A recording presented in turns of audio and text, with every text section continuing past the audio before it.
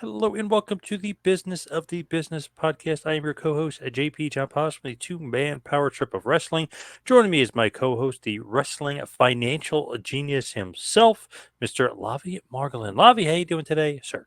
Hey, John, I'm doing well. I finally stopped coughing. So, apologies to the audience for the last like 6 weeks. But I know we have a big night tonight. But being a local, I know that you were at WrestleMania. I was going to say WrestleMania 2, but really WrestleMania the second night in Philly. That was quite the show. It was nice to go. It's funny, I actually had sold the tickets, right, on eBay for double what I paid for them. So I'm like, even though I wanted to go, I was like, I got double my money. I kind of have to sell them. Then the guy couldn't pay, he couldn't afford it. Like I was like, well, why did you bid on it? If you, it was crazy. The guy was a jerk, but when you think about it, I was like, okay. And my buddy was like, "What? Let's just go." Like maybe that's a sign, that didn't sell. Let's just go. So we went and we walked down to our seats and we're like, all right, let's get something to eat and then we'll kind of reassess and go back down to the seat, kind of right by the entranceway, looking kind of in a corner in the 130 sections. So good seats, not crazy good, not crazy close, but decent, not far up either. I'd say more towards the ring than away from the ring. So we go and there's like a suite area right behind where we are, and I got my food and we're sitting down and my buddy goes, I'm pretty hungry. I see they have like a spread of food here. Like nobody was in the suite. It was just us. We walked in and they had a spread of food there. And my buddy just sits down and he goes, and there was a drink cooler with beer and stuff. He goes, should we grab a beer? Sure. A waitress walks over and she says to us, hey guys, and we're like, oh, jig is up. Here we go. You're gonna kick us out of the suite. She goes, what did you guys want to eat? Here's the menu. You can actually order food. And she goes, this is all free. She goes, if you want and pay, there's extra stuff like pork and like all this extra stuff was extra money. We're like, yeah, we'll just go from the free menu. So we got free food, free beer, cookies, popcorn all night, which probably been a couple $100, and it was all free just because we just sat down and pretended we belonged in the suite. So then these guys came and they sat in the suite who actually belonged there. And one of the guys said to me, because we were there first, he must have thought it was my suite. He goes, hey man, I don't want me to be rude, but would you mind if I brought two friends up to the suite? And I was like, I looked at my buddy and I was like, you know what? It's like, it's all right. It's WrestleMania. Yeah, they can come in. They can go. So the guy brought his friend to the suite thinking it was my suite. It was great. But it was an awesome experience. Like if that didn't happen, it's still an awesome show and a great experience. But because that happened, it made it even better. We're drinking free beer all night. My buddy's ordering chicken sandwiches for free. He got like four of them. I got a Philly cheesesteak. I mean, it was great experience. I think there was just something about rest. I mean, I guess it was the second night, so maybe they should have gotten their things in order a little bit more. But I was seeing different stories about like confusion in the stadium. Like, I think it was a promoter from Georgia or North Carolina that brought his son to the show, and somehow they were trying to exit, but they made it like backstage in like an area, and they actually had a picture of like The Rock on a golf cart, and like Yep. they didn't have a picture of DDP, but like they ran into him there. And then there was kind of it was a sad story of somebody going with their father who was elderly, and he didn't necessarily need a wheelchair, but it would have been helpful because like he had to like walk and walk and walk and walk, and then like they finally got to their seat and he couldn't stand up, so he was just looking at the screen the whole time. But it just seemed like just not being used to running wrestling at a venue like this, that there was like it wasn't like everything was in order. Like in Yankee Stadium, you sit the wrong place, you're not in the right suite. They notice you right away. Here is sort of like more chaotic. Definitely a little bit, but it's funny. There was a security guard like assigned to the area, and he like came up to us. He's like, "Best seat in the house. I love this area." Like he didn't question it either. He was just just thinking that we actually belonged there. But it was great. I mean, it wasn't too far from our seats anyway. But if we had to move back, but it was great. There was nobody behind us, obviously, because we're in the suite. Um, good sight lines. Could see the screen well. Could see the ring pretty good. So all in all, pretty great, I thought. And I really enjoyed the show. I thought night two was a lot better than night one. Although night one, I did really enjoy the tag team match. I thought Cody versus Roman Reigns was awesome. And I just feel like the run-ins not made the match. They helped the match. They enhanced the match. Sometimes run-ins ruin matches, and I felt like that was one of the ones where it was the icing on the cake. It enhanced it. Yeah, so on the opposite side, it reminds me of Sting's WrestleMania moment where it was just like too much. Yes. Or what was that? There was the GCW. We'll talk a lot more GCW tonight, but the GCW Hammerstein show where it was like, what was it, Hornswoggle? Like there was all these like random people Yep. like passing through. It was just like overbooked, trying to do Yes. too much. But it was funny the way they did it at WrestleMania. It made sense. It's like, okay, the Usos, obviously bloodline, they have to interfere. Okay, that makes sense. Okay, Solo has to interfere. Cena needs to get his revenge on Solo since Solo took him clean out the game.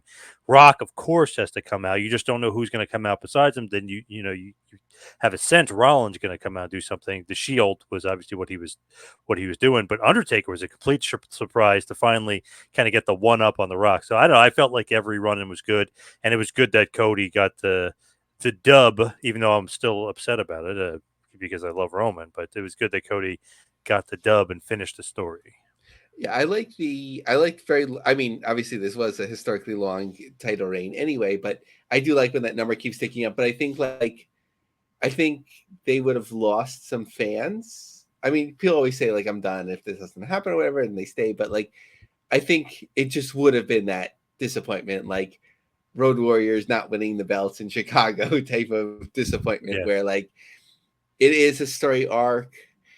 They almost took him out of it, of course, so like they could have gone a different way, but like once he was there and back and like he had so much momentum, it did seem like time. And like on Raw, like it reinforced it for me more. Like I would like to see like Reigns, like not because I favor him over like Hogan or whatever it may be, but like it would just be cool to like to see like an ultimate like number. But I think it was time, and like it's sad to see that break, but Cody, like it just seemed like he really needed to win the belt from somebody that obviously doesn't watch week to week. It was good. I think it was a good culmination. And hey, Raw, 2.4 million, the biggest number they've done in over 5 years. So obviously, people were digging it. They were liking it for sure. But right now, Lavi, we are bringing in a very special guest joining us tonight. Nick, how you doing, Nick? Good, how's it going, guys? Hey Nick, how are you? Good. Can you guys hear me okay? Yes. Uh, So I'm gonna I'm gonna apologize for my sound. I am in Manhattan. no, My apologies. no problem. Maybe we'll get like a run in. You never know, like who might I'll notice let what you you're know. up I'll let to. you know if I see anyone. Yeah. So Nick, welcome to the show. You're classing up the joint here with an art gallery exhibit. We've talked about like theater productions before, but I don't know if we've talked about like a museum or gallery exhibit of photography. So thank you for like taking our game up a level. Uh, you're the only person that's ever said I've classied up the place. I am the white trash friend of all my friends. No, thank you for having me. I actually love your podcast. I love the show, so I'm a weekly listener. Yeah, this is great. Thank you for having me. Awesome. Appreciate, just to give a little bit of context to our listeners, but I'm sure many are familiar, and certainly with the news. You are a professional photographer, very much tied to GCW, but we'll learn a little bit more about all the things that you do. Your work is being exhibited in Visitors. Is the name of the exhibit in Manhattan that's forthcoming, and it's also a book that focuses on GCW's most recent shows in Japan. Yes, all of that. Yes. So Nick Carp, I got to first ask though before we get into the exhibit and the book, obviously Visitors and GCW. I'm just curious, just you as a fan, like where did you grow up? Because we love to get that context before kind of getting into it. Where did Uh, you grow up, and like what were you a fan of? I am born and raised in Queens, native New Yorker.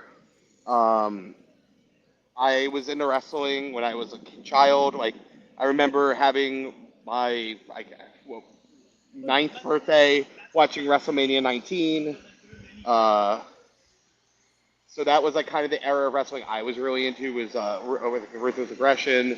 Um, I slowly dissipated from wrestling for a while until my mid 20s.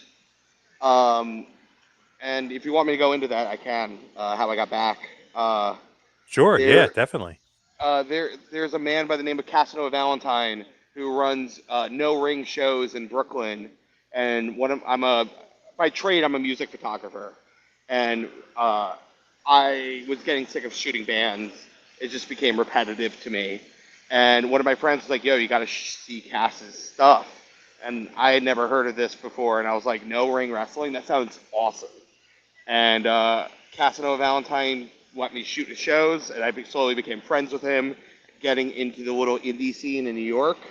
And from there, I somehow got into GCW, which is funny because he's never been in there. And like, I got involved in that, got involved in ICW, and then the pandemic hit. And Adam from Orange Crush, who's a very big art fan and a die-hard wrestling fan, and a huge supporter of my work, and one who's putting out my book, um, we had plans to do something with GCW during the pandemic, or before the pandemic was closed everything down.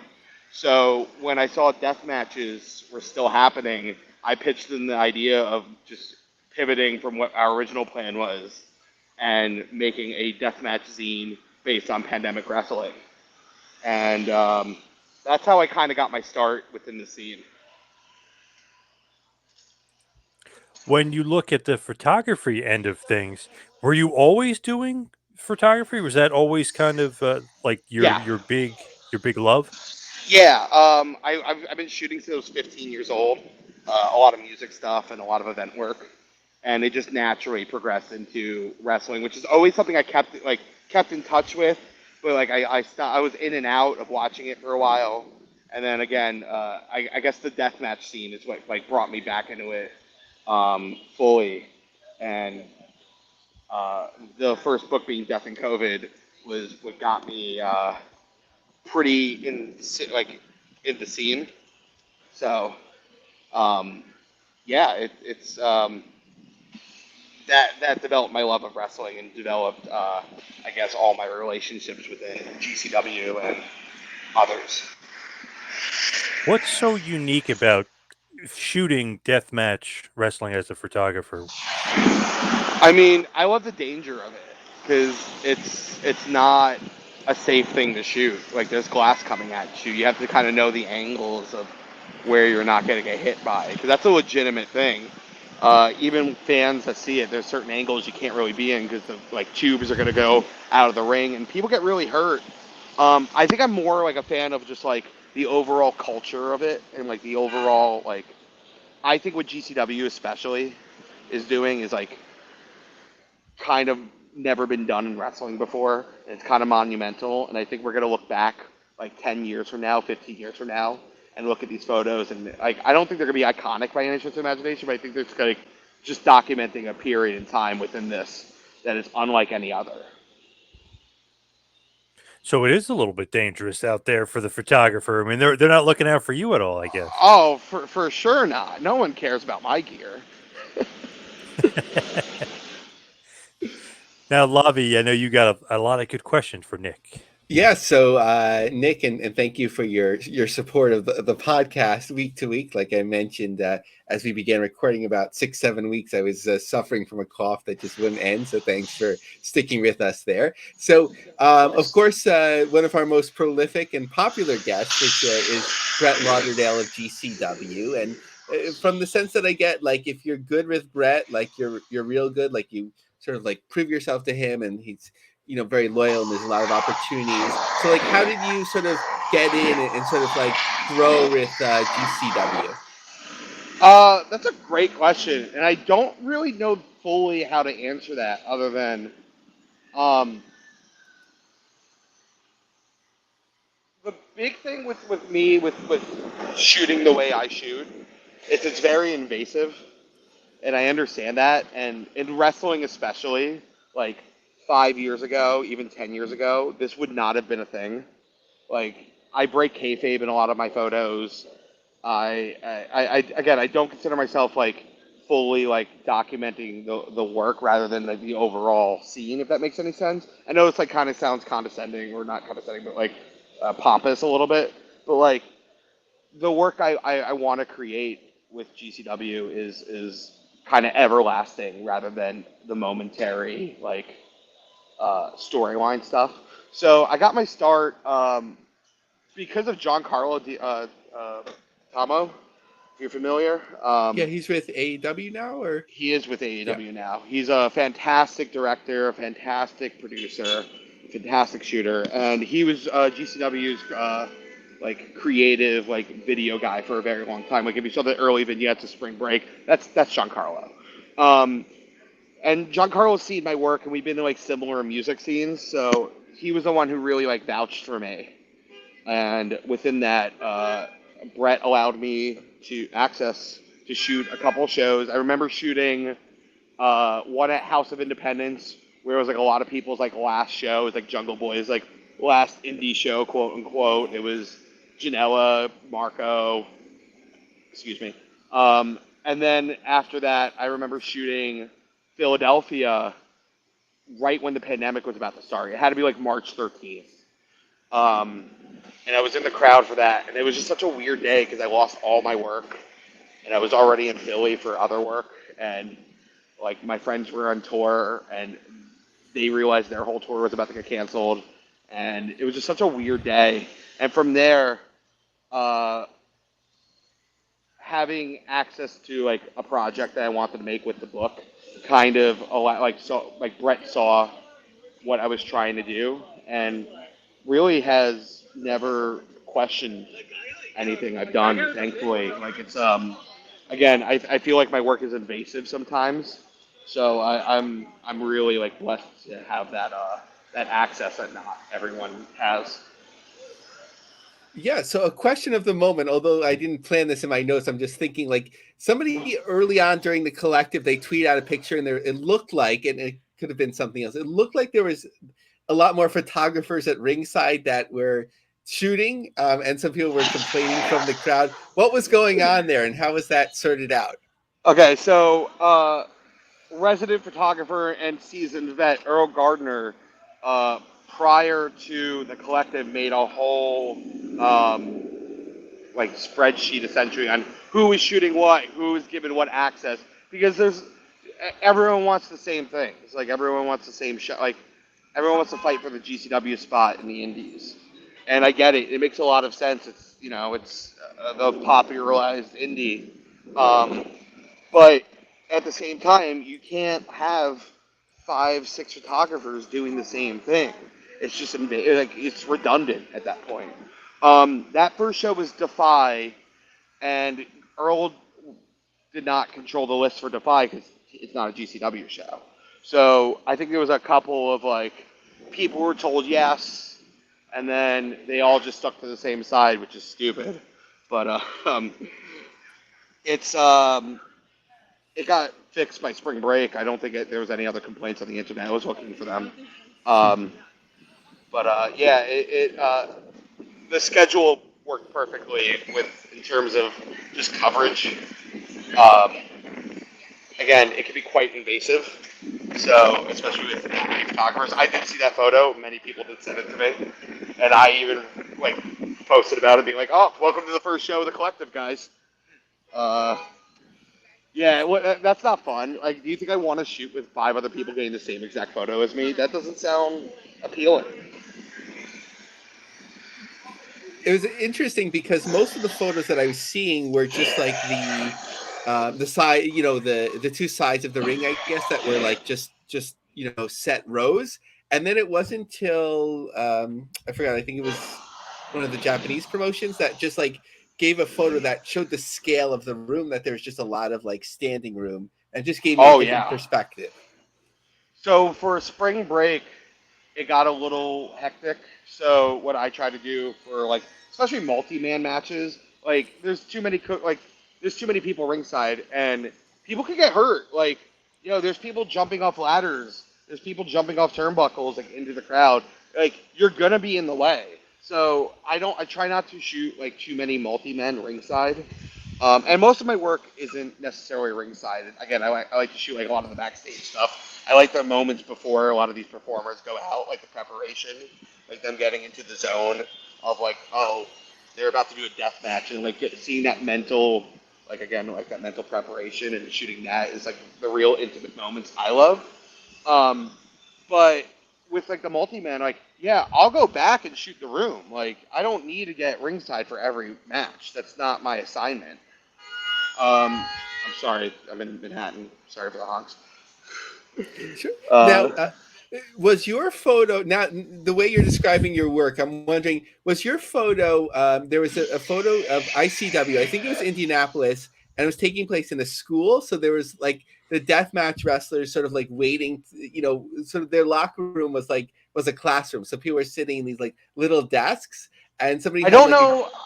I don't know if that was me, but I did do King of the Death Match during COVID, which was in an abandoned furniture store in Indiana, okay. uh, which is also just a super weird thing.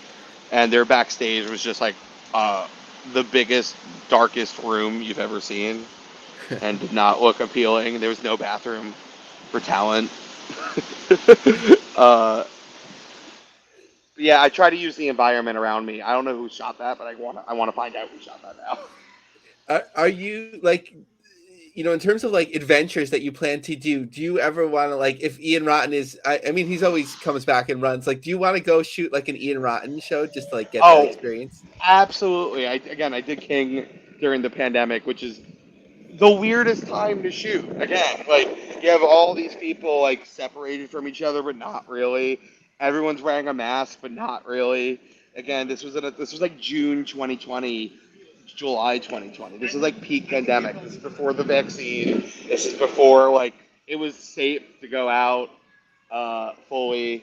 And again, I just don't think like there's a period in time quite like that. Yeah, absolutely. If Ian Rotten has a show and allowed me in all access and wouldn't charge me at the door like he did at King of the Deathmatch, I would absolutely do that. Hold on one So second. I'm sorry, yeah. guys. We're back. I'm sorry. Again. No problem. No problem. We once had somebody, this was before we were doing the video. We were just recording just for audio, and I think they were older, so they didn't realize like that they had their phone on. And I'm like trying to signal to John. I hope they don't go into the bathroom or something, because they don't realize like they're just like holding their video open. But Yeah. it was like that. It was like a very much like a studio apartment, type of setup. They're just in So their underwear, just like hanging out. Yeah, I love that. there was a lot going on. So let's get into the main event. So what I'm curious about is with this.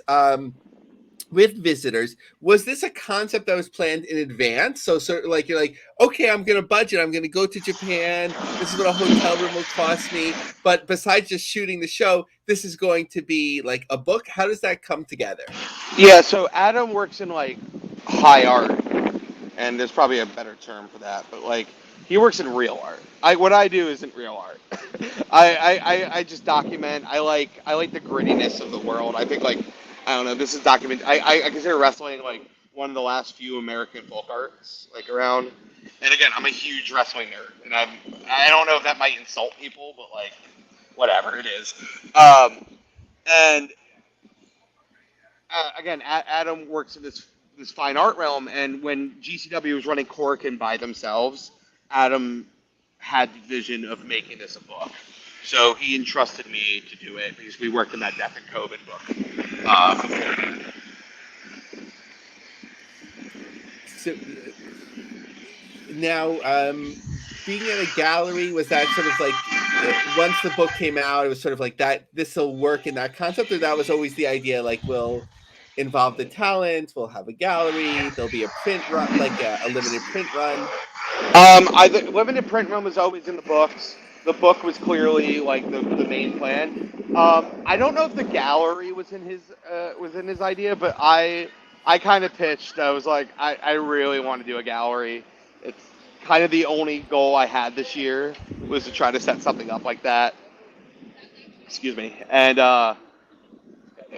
you know, I have a couple of bucket list items I want to do, and the gallery was number one on my list. And so I couldn't be more excited to be a part of this and have my first solo show, especially with something I care so deeply about. Like, I love GCW and I love the work I've been creating with them. And it's not, I don't think it's ending anytime soon. I don't think there's like an end for this.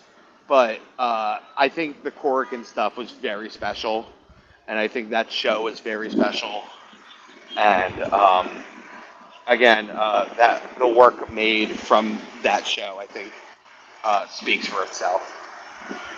So this sounds like a very specific circumstance that your work was commissioned and it was all planned out. Just in terms of understanding the general business side of being a professional wrestling photographer is one element of your work. What does that like taking the picture? Like, what are your rights to then do with the picture? Like, if John and I were like, hey, we need a new cover page for our podcast or something, can we buy this picture of Masha and like make it our logo? Or can we want to create like you're like, hey, these are good pictures, I'm going to make a trading card set. Like, how does that all work? So I own all my work. I never signed anything away, even in music.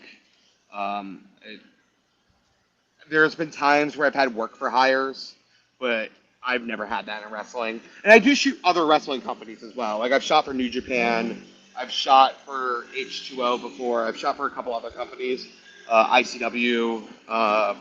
But for the most part, I own 99.9% of my work. If you want to license something, that's fine. The deal I make with a lot of the wrestlers is, if they want, like, I want you to make your money. Like, this is such a grind and hustle, and I have such a deep respect for what people do, especially with their own bodies.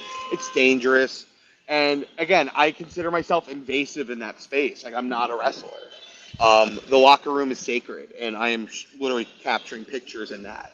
So the kind of deal I make is, I know my work isn't like perfect for it, but like, if you want to sell merch of my work, I'm pretty easy to talk to. I don't have a set charge. I work with these people, you know. Especially in the indie side, like, I just want you to like be somewhat comfortable. So if you let me do what I do, I'll make sure to take care of you in the other aspect of that. If you want to sell 8x10s, here's my PayPal. Pay me whatever you feel comfortable with. I'm not paying my rent on indie wrestling. I love it. It harkens back to the picture money. I'm thinking back to like the Rock and Roll Express or like the Tennessee Territory, and that was like a major component of like talent having something to sell. Great. Let me turn over to John.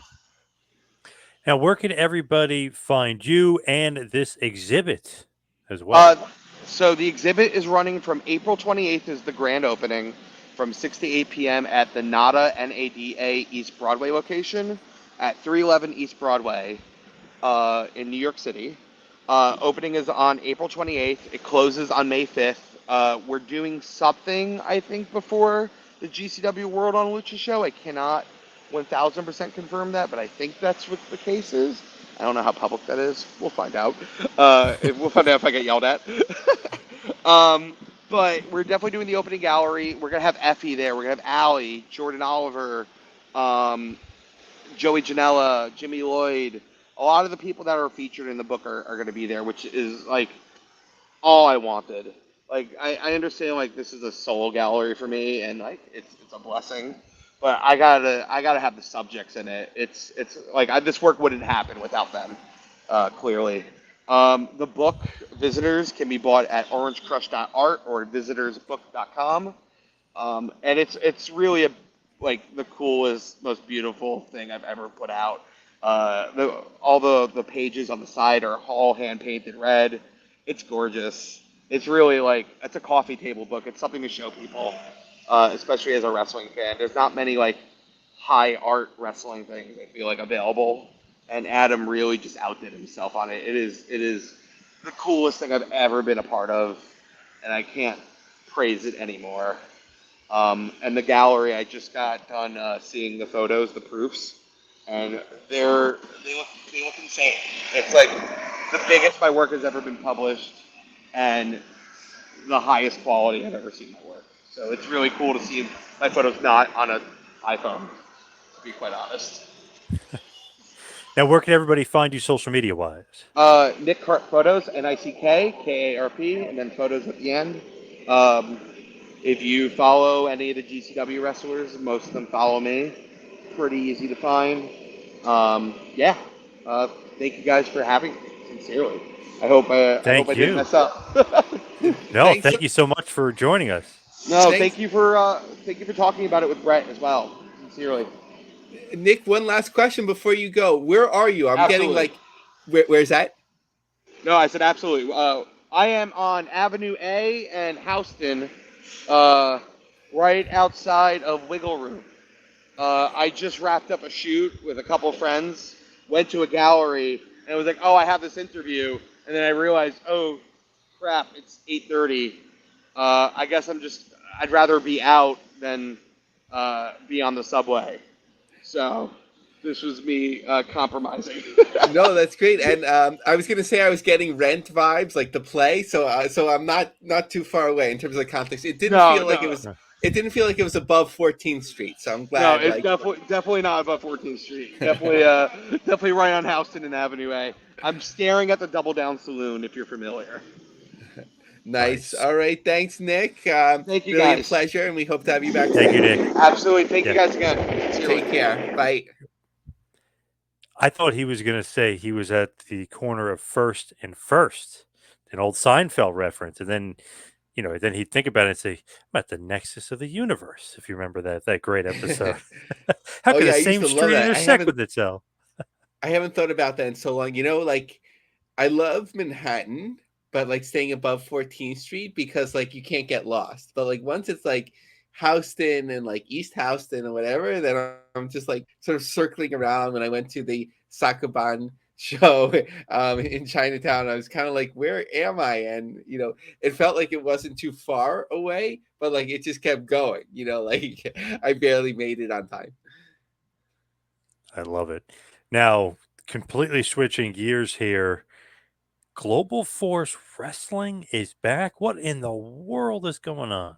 Yeah, so this surprised me. Not so much that Jeff Jarrett is doing a pro wrestling show at the minor league stadium, to which he's very much involved, because this is, besides being an AEW bigwig, I guess executive, right? It gets controlling. I know he's not a VP, but I guess executive. Um, that that didn't surprise me, but what did was seeing the Global Force Wrestling name. So I wanted to unpack that a little bit. But the Springfield Lucky Horseshoes, in partnership with Global Force Wrestling, Pro Wrestling Entertainment, and Newhoff Media, are ecstatic to announce Capital City Clash, a professional wrestling event coming to Robin Roberts Stadium on Saturday, September 21st. Springfield Hall of Famer, AEW superstar, and Lucky Horseshoe co-owner Jeff Jarrett played an instrumental part in bringing this exciting event to Capital City. The star-studded night will include wrestling talent from around the world, local Springfield celebrities and luminaries, and several spectacular surprises already lined up for this base brawl that will be a night of entertainment for all ages. Since the day we launched Lucky Horseshoes, this has been a dream of mine to set up a wrestling ring on home plate at the stadium with ringside seating on the field, said Jarrett. We're excited for the first annual Capital City Clash, and I already have someone local in mind that'll be on the receiving end of my home run guitar smash. So we know that Anthem had settled with Jeff Jarrett a number of years ago, but really, as far as I'm aware, none of the details about it came out. Originally, from my understanding, Anthem had purchased the Global Force name and everything affiliated with it. So, assuming that as they settled things, Jarrett got back the name to the rights to Global Force Wrestling, at least in name. Though the tapes or whatever it may be, is whether those were destroyed or not is another question. But I think it was 2017 that there was last a Global Force Wrestling show, which may have been one of those private shows, like sort of like for, I forget if it was for professional athletes or college athletes, sort of like to entertain them in the town, which isn't that rare. I think Jared has overseen a couple of those before, but it wasn't. And then public shows were like 2016, 2017. So I don't remember exactly the timeline in terms of the controversy with Anthem, but it's certainly been a while since the Global Force name was used publicly in such a way. I don't think it means that it's coming back as this ongoing promotion, but when the time is right and opportunity is right, especially with something like the horseshoes, um, uh, Jared can bring it out. When you look at that, though, crazy that Global Force is back and he's promoting stuff. You know what I mean? Because he's in AEW now, and you thought that was in the rear view, but it's not. Yeah, he just seems to love this Global Force name. I mean, I love the global name, unaffiliated with the show that ran on Yes. ESPN. Global Force Wrestling, I don't know. It's like a little bit like too much. Like there's the world, like it's like a little bit too much for me. I don't know if it's like the strongest brand. I mean, you can look at it sort of like sometimes when you look at something nostalgically, like you'd be like, oh, Cody Rhodes, he'll develop there and so on. But it was just a series of shows, and they didn't really take off. And then suddenly it was part of Anthem, but nothing. It's basically neither here nor there. It's basically pro wrestling at the ballpark, which worked very successfully, like for the Brooklyn Cyclones for a number of years, first with TNA and later with Ring of Honor. But I just think that sort of model, especially the late summer into early fall, works really well, especially when you plan it right 3-4 months, or depending how long a minor league baseball season is. You let people know the first week or two, and then every time they come, they know that there's a show coming, and people are usually sort of like, yeah, I'll go to that once. Like if you try and push it too much, like I don't think it'll work, but like once a year at a baseball stadium that does, decently. I don't know what the horseshoes draw or whatever, but like if there's people coming through the turnstiles, you'll get a certain amount that would be curious and want to check something out. What is up with WWE? Obviously, WrestleMania was absolutely great show, and they killed it in every metric. But what's going on? Maybe some collaboration going on? What is going on with Nick Khan over there? So Justin Barrasso of SI had a little tidbit. Speaking with numerous contacts surrounding Khan, one of WWE's potential explorations is to engineer a collaboration with other wrestling promotions. That is an area WWE rarely explored during McMahon's 4+ decades of leadership, so it represents a new realm for Khan to make a lasting impact. He was the one responsible for giving LeVest the green light to work with then TNA president D'Amore, which led to Jordan Grace making an appearance in the Royal Rumble. We saw the pictures with Brett Lauderdale, who again was hinting heavily that discussions were at a higher level. Which made more sense once we saw things that it would happen. Like, I think, like, to say that McMahon rarely did so, like, it was sort of course, he got the reputation because he ended, a number of territories aggressively. But then later on with like smaller promotions, he did work with a lot, right? Like US stuff. It was sort of like if it would benefit him best, of course, why not? Like strategically. But there were so many different times where promotions passed through and so on, from USWA to Smokey to ECW. OVW to ECW to promotions in Japan to AAA and so on. But I think it's like, to me, it's always most appealing when it doesn't become too formal. Like if people get too used to you working with them, it's not special. But if there's like a certain angle, a certain like one-off appearance, it keeps like the flavor of it. For sure. Now the hotels you wanted to talk about for WrestleMania?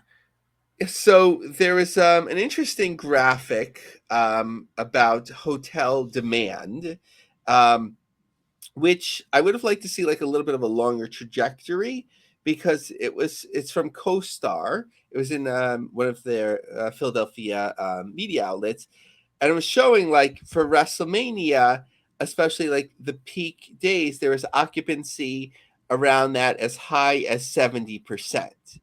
And then when you look further along in the summer, it's lower than that. Except, right, like one is much more recent than into the summer. So I'd have liked to see like a longer trajectory, like in terms of what was going on in March, the month before WrestleMania. But it again shows that a little bit contradicting the thing that we brought up last week, potentially, that people come out and they use the hotels. I don't think that was in dispute, but it does show that it is WrestleMania is a mover in terms of people coming into town and spending money on hotel rooms, which isn't a surprise necessarily. Yeah, definitely not. Man, it was crazy to look at some of those numbers: most viewed, most merchandise sold, most sponsor money, and then I read Cody Rhodes sold $1 million in merchandise for the week. I was like, wow, 1 million for the week? That's like a year for a lot of guys selling merch. Holy moly. I did see that as well. I guess it balances out what was it reported that The Rock was paid $9 million for WrestleMania? Yep. So Cody's going to have to sell a lot of merchandise. What's interesting in terms of reflecting on The Rock is that he just like 10 years on, or maybe it was 15 years ago. You can remind me. Excuse my language, but do you remember like when he came back one time and he was trying to get a catchphrase over called "boots to asses"? Yes. Yes. It was so awkward, and now he just like gets it so much. I guess like sort of like at that time he was dropped into the promotion. It was very cold, right? Like, and he was just there for a very limited amount of time. Like I think it was like around Survivor Series at that year. But now it's like jumping into like a hot angle, especially with like the bloodline and sort of extended family, however you define it, that really really took off. Now, obviously, WB killing the game with tickets. How is New Japan doing right now with their couple shows coming up? So this is something that we've been talking about for so long, but I'm really impressed of how ticket sales have picked up for New Japan. We do see that bump like once they start announcing talent, and it always seems to be late, and Moxley is there, but Moxley, not his fault at all, but like AEW isn't really moving tickets to an extent compared to itself, I guess you could say. But once he was announced as going for one of the belts, that and other matches, I don't want to just claim that it's for him, but they've moved. On April 8th, WrestleTix reported that in the last 6 days at that time, that 840 tickets had moved then. So they were up to 6163 with the setup of 6627. And that was really impressive to me, just because how we talked about how many less expensive, like how many resale tickets were on sale at a less expensive prices. And then the newer tickets that were opened up were in the upper tier. So as we record this in advance of April 12th, I'm really curious to see what a final number will be. And maybe 6627 was their current setup. They might even open it up a little bit more because demand might warrant that. I wouldn't be surprised necessarily if from the 8th to the 12th, if they sold another 800 to 1,000 tickets, if they have the opportunity to open more up. Not saying they're like WWE or anything, but for wrestling or even close to WrestleMania, but WrestleMania was like, all right, let's do 59,000. Then they made it 61. Then they made it 62. Then they made it 68. Then they made it 69. Like they kept opening the seats. I wonder if that's what New Japan will do too. It's like, if we get a little bit more, let's open up more. You know what I mean? Let's just keep opening up more and more. Because right when they originally had the setup, it was what 4,500 or 5,000. Yeah, at the beginning it was like in 3 tiers if I remember correctly, and that seemed to work really well. It's the first 2 times because it Yeah. was like it created this sort of like false sense of demand. I mean, there was demand, but like sense of scarcity, and then people were like jumped on it. And then the second time, the scalpers were like, "Okay, we better get it because we missed out the first time." But then by the third time, it had slowed down. So I guess the question is, right? This venue is 10,000 seats.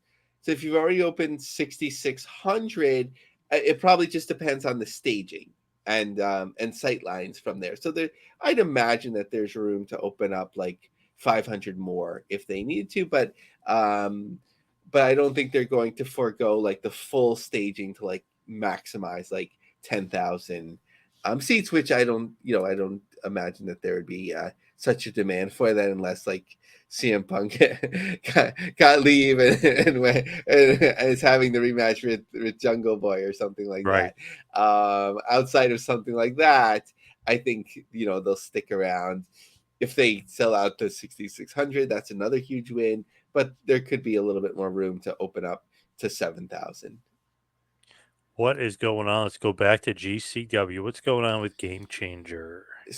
So before we talk about all their like forthcoming shows, just a little bit of a note which has traveled. Like, so Sabu was under the auspices of GCW, but as Brett Lauderdale had said, this is for all of independent wrestling. So there's now an Independent Wrestling Hall of Fame and a Hardcore Wrestling Hall of Fame for both under GCW's auspices. So Sabu was booked for the Independent Wrestling Hall of Fame, and he was in the hotel, and he didn't show up.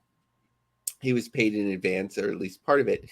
And Sabu said he changed his mind. So maybe just dealing with anxiety. He's not somebody that's known for speaking in front of crowds, right? He obviously has performed in front of big crowds and many crowds, of course, over his career, but maybe just speaking in front of the crowd, or maybe just had anxiety, or a variety of things could have come up. So no one's necessarily like shaming or blaming, but it was just like a surprising story. So first, a look at GCW's like ticket trajectories, and then there was a flurry of on sale dates, which made sense because like the Collective was the focus, and then there's the New Jersey like deathmatch weekend, but new show announcements could have got lost in there. So just kind of looking at this, how high in LA, the return to the Ukrainian Culture Center is pretty much sold out for April 20th, except for general admission, so likely a sellout there. In Albuquerque, a smaller venue. It looks like it's in an office park, basically, like shot in the same area where Breaking Bad is shot. So that's sort of like thematic for the show. In terms of the rows that were opened up or were available to be opened up, those are sold out. So it's just general admission available. Where they start running into a little bit of trouble, I guess if you could define that in terms of sales trajectory, May 3rd in Tampa, there's 10 tickets left in the second row, third row, fourth row, and beyond. 10 or more tickets left. May 25th, Thalia Hall. The front row is sold out, but and this goes through that venue's website. You can get, I believe, up to 6 tickets at a time. So I did the maximum. There's available in second, third, seated balcony, and standing room. The box seats, which would be a fairly limited amount, were all sold out. So in the Columbus, Ohio, the Valleydale Ballroom, there's, let's see, when is this show coming up? So it's not for a while. And again, I always remind people that GCW tickets generally sell later. It's not like a first day type of trajectory where 80% of the tickets sell. So not to make excuses, but May 26th, so in Valleydale, plenty of front row left, 9, and second row, at least 10 tickets. Where we're seeing not surprising trajectory is the people like the death matches. Tournament of Survival 9 in Atlantic City on June 1st. The 6th row has 10 or more seats remaining, as well as general admission, but first 5 rows are sold out, so that's pretty good. And then the following day, Cage of Survival 3.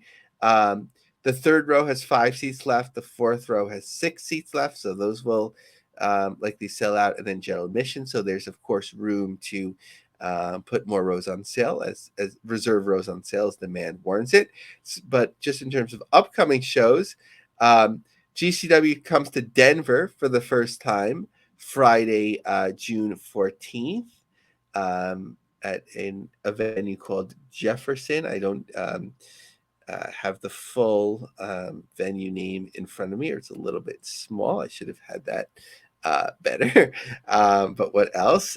Houston, they're returning to the Premier Sports Complex. I believe that's where they were before on June 28th. In Dallas, back to Gillies on June 29th. So a Texas double shot. And Toronto, a return on July 5th in the Opera House. I believe last time the Opera House, they co-ran it with what's the promotion? IWS out of Montreal. Here I don't see any signage yet for that. And they come to Cleveland on August 2nd at Temple Live, and a return to Rochester on September 15th in Water Street. Rochester is an A-town, baby. What is going on in the world of TNA? Because they've got some shows coming up. So TNA in Newport, Kentucky on February 18th and 19th. So just looking at a map from the first night, there's three-quarters of the front row is sold out, and then a bit of the second row, and then a little bit less beyond that. May 3rd and 4th, or at least a double shot in DC, in Albany, excuse me, not DC, but the capital of New York, Albany, May 3rd and 4th. So just looking at like one of the maps, Under Siege, very small reserved setup. Most of those tickets are gone, or maybe 60%. April 20th, so about a week out as we record show in Vegas, right? A double weekend. So one of those shows about 400 tickets sold for a setup of about 1,200. So we'll see if that picks up or if there's any comps there. Just a couple additional TNA notes. March 28th, they did we hadn't gotten as much viewership information as in the past. March 28th, they did 88,000 viewers on the first run, 74,000 prior to that, about the same in late February. So trending kind of lower following TNA's return episode. So as being called TNA on January 18th, which was 112,000 viewers, and then on January 25th, there was 102,000. And finally, remember we had talked about like the license for the TNA figures moving around and so on.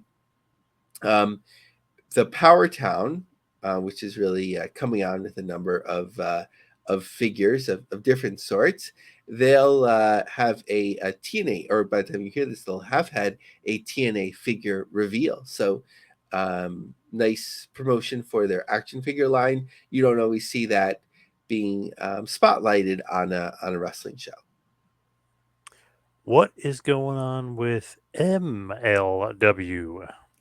So MLW's Azteca Lucha show on May 11th, it looks like either the ticket sales really picked up or some tickets were taken off the market, but there's like one section, like a full row, and then 60% about of a second row there towards the back, and then there's just a spotting of tickets left. So really curious to see how that actually looks.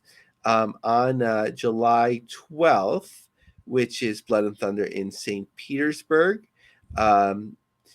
they've moved most of the front row, a fair amount of the second row, and then a little bit of tickets around there. Most interestingly, they advertised a couple of new jobs. So there's 4 jobs listed on their website as we're recording this. A couple of them have been listed there for a while, potentially a couple of years. It even said video package editor and sponsor ad sales rep, but they're now advertising a travel agent and a producer director for their pre-tapes. Interesting. Very, very interesting. I have to check those out. What is going on in the NWA? So the Crockett Cup on May 18th at the OC Theater. Um, they've also moved the front row. They've sold the front row, and then some in the second row and a little bit beyond that. In terms of some of their other upcoming shows, um, let's see. So NWA Chicago, sort of like this offshoot affiliate that's also run by Billy Corgan. They've sold some of the front row. Last time, this show is until May 3rd, but they sold out last time, or it looked pretty full. NWA 76 at the 2300 Arena, those are recently on sale, where a fair amount of the front row has sold. And the Dothan show, Civic Center, it looks like not till December. And there it looks like they sold a couple of rows deep with a little bit of spotting around. What about Masked Republic, our buddy Kevin Kleinrock? Yeah, it was funny. I was DMing with Kevin, just sharing ideas and so on. He's like, make sure to mention us on the podcast. And I was like, oh, don't worry, I already had something on in the notes. So as applicable, not just for our friends and colleagues, but we see a lot of promotions now, and not surprisingly, especially Lucha, leaning into Cinco de Mayo. So this is in and around Cinco de Mayo. A triple shot, May 2nd to 4th. We hit SoCal with 3 events headlined by El Idilio de Niños, Atlantis and Atlantis Jr. versus Felino and Felino Jr., direct from Arena Mexico to 3 intimate venues: the Garden Amphitheater in Garden Grove, Haven City Marketplace in Rancho Cucamonga, and the regular place that they sell out all the time, Agua Caliente Casino Cathedral City. Love me some Masked Republic. They always are up to something positive for the luchadors in the wrestling business. But what else is going on in the wrestling business? Because WrestleNomics would be on top of it. What's going on? Yeah, so beyond the Restaurants Patreon, they share regularly a list of like most popular YouTube videos and so on. So since the WWE and AEW ones and so on are usually discussed very much in depth, I just want to talk about some of those featured from March 1st to 31st in promotions outside of that. So although we can't necessarily escape all of the promotions. So CMLL, AEW or CMLL show, that was the top video for that month, about 248,000 viewers. TNA Masters Hair Pentagon Jr. versus Sami Callihan. This was a release from Slammiversary 2018, almost 200,000 viewers. Lucha Libre AAA Sting versus El Messias on Heroes Immortales. Retro show, of course. 117,000. I didn't remember Sting in AAA, so I have to go back and watch that. New Japan. Yes, shockingly, yep. Yeah, you can really build like an interesting. I mean, and they needed footage from different places, of course, for his retirement. But like, some of those, what was it, WWA shows, and it was kind of like a fun Wild West time in the 2000s. Naito's interview, 115,000. MLW, Once Upon a Time in New York, 110,000 viewers. What else that's interesting? Stardom, Julia loses the Strong Women's Championship, 84,000 viewers. Noah, Monday Magic, 80,000. Let's see if there's anything else besides the biggest promotions.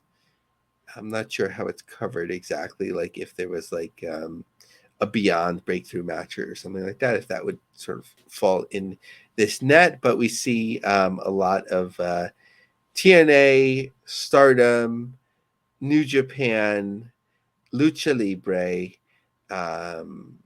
most viewed videos, which isn't too surprising. And some good stuff, some good content, not just WWE stuff. And obviously, go to their YouTube, and I think Reigns and Cody's over 8 million views. But there's some other really, really good stuff as far as the world of professional wrestling. But let's wrap this bad boy up. Head towards the plugs. You can follow me on Twitter and Instagram at Two Man Power Trip. Lobby, what do you got? So I reviewed the Randy Savage book. Not to give away too much, but it was 4.25 out of 5 flying elbow drops. So check that out on lioncubjobsearch.com. Follow me on X, Lavie Lavie Marg. Check out our LinkedIn group, The Business of the Business, Pro Wrestling Industry, of course, on LinkedIn. And we are the official business podcast of PW Ponderings. Of course, depending on if you're listening to the audio, you should know that you can watch it generally early via YouTube and PW Ponderings coverage. So we thank them for that, as well as we are distributed for podcast via the Creative Control Network. Thank you, everybody out there, for listening. See you right back here and next time for a little business of the business. We'll see you next week, folks.